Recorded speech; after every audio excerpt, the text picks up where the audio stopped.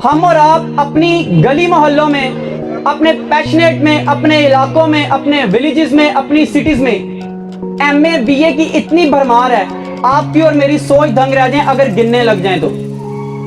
इतनी भरमार है, लेकिन नौकरी नहीं है। पाकिस्तान दुनिया का वो वाहिद मुल्क है जहां पे सबसे ज्यादा प्राइवेट जॉब्स मिलती हैं। पाकिस्तान दुनिया का वो वाहिद मुल्क है जहां सबसे ज्यादा प्राइवेट जॉब मिलती हैं, लेकिन काम करने वाले बंदे नहीं मिलते, क्योंकि बंदों के पास एजुकेशन है, बंदों के पास डिग्रियां हैं, लेकिन बंदों के पास काम करने का स्किल नहीं है। उनको काम नहीं आता। आपने बीए किया, कोई आपको जॉब किस वजह से देगा? आपकी डिग्री को दीवार पे लटकाए, महीने बाद आपको सैलरी किस बात की देगा? You need a skill. आपके पास एक स्किल होना चाहिए। एजुकेशन में जापान की मिसाल ले लें। दुनिया में तीसरे नंबर पे एजुकेशन में जो मुल्क है, इसका नाम है जापान। वहां पे 3 साल तक, तीसरी क्लास तक बच्चों को सिर्फ एक ही मजमून पढ़ाया जाता है, इट्स कॉल्ड इखलाकियात।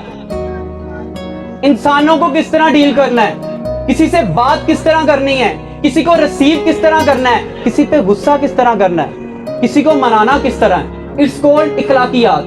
हजरत अली का कौल है, जिसमें अदब नहीं उसमें दीन नहीं। अब मुझे नहीं पता जापान वालों ने हजरत अली का कौल कैसे पढ़ा, मुझे नहीं पता जापान वाले हजरत अली को कैसे जानते हैं, लेकिन ये सच है। दूसरी बात बच्चों के लिए, फॉलो योर पैशन। अपने पैशन को फॉलो करो। आज से 3 साल पहले मैं अकेला था। आई वॉज जस्ट 19 साल मेरी उम्र थी। मैं अकेला बंदा था जिसने एक कमरे से टेक्निकल एजुकेशन का आगाज किया था।